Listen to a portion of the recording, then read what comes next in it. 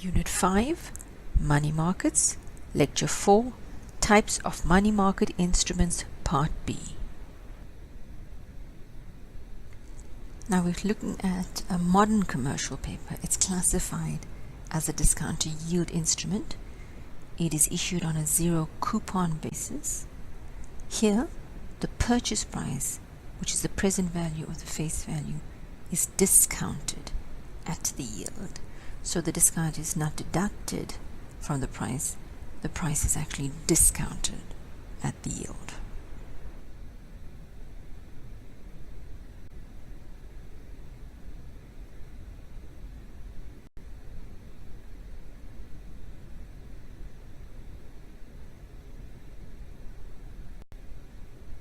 Move now onto yield or interest add-on instruments, and the three main instruments we will be focusing on are fixed deposits, negotiable certificates of deposits, and repurchase agreements.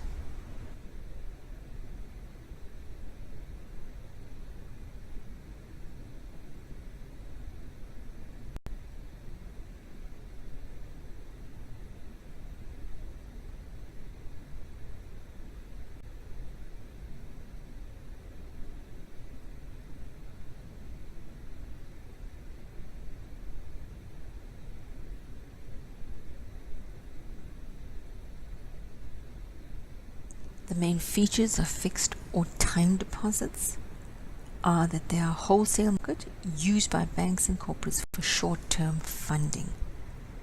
They are unsecured, no collateral is offered. They have a fixed maturity date, which means that they're completely illiquid. That means once your money is in, it's stuck there until maturity. It is a non-negotiable transaction, so it cannot be sold on the secondary market. And the rates quoted for fixed-term deposits are used as a benchmark short-term interest rate index.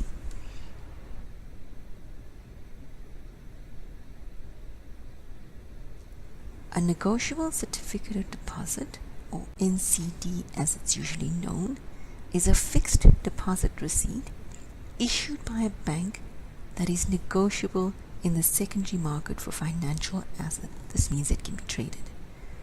The issuing bank usually agrees to pay the amount of the deposit plus interest on maturity date. This is in the case of a short-term NCD. For NCDs that go beyond a year, interest is paid 6 monthly in arrears and the deposit amount is paid on maturity. Now, essentially, an NCD contains the name of the issuing bank, the date of issue, the maturity date, the amount of the deposit, the rate of interest paid per annum, the maturity value, the amount of the deposit plus interest in the case of short NCDs, or interest dates in the case of long NCDs. NCDs are subject to stamp duty upon issue, but they're exempted from such duty when traded in the secondary market. A negotiable certificate of deposit is actually attractive because it turns a fixed deposit into a tradable asset. So you're no longer bound to keep your investment in for the entire period. It now becomes a liquid asset. In South Africa, the instrument is only available in denominations of R1 million and above, so it's a wholesale instrument. And the primary market and the secondary market are limited to large investors. Stamp duty on an NCD is 5 cents per 100 rand for every 12 months or part thereof, and banks issue it at prime, semi-prime, semi-non-prime. Non-prime can pay up to 1% more than prime banks. A repurchase agreement is a short-term sale of securities with an undertaking or agreement by the seller to repurchase the same securities after a stipulated period of time at a price or yield determined at the time of sale. It's also known as a repo, RP, or sale and repurchase agreement. Essentially, it's what it says. You sell securities and you agree to buy it back at a later date.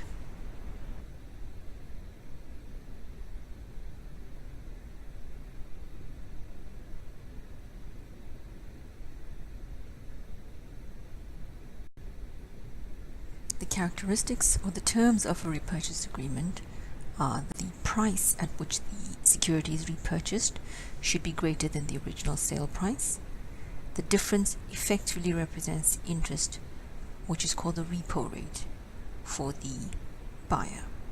The party that originally buys the securities effectively acts as a lender, and the original seller is effectively acting as a borrower, using their security as collateral for a secure cash loan at a fixed rate of interest.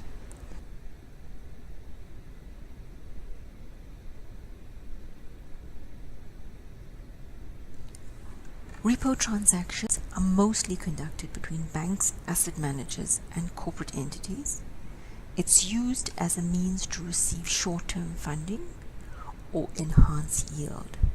Now, yield is what is generated or received on a bond, and they can enhance their yield by selling a lower yielding bond for a higher yielding bond.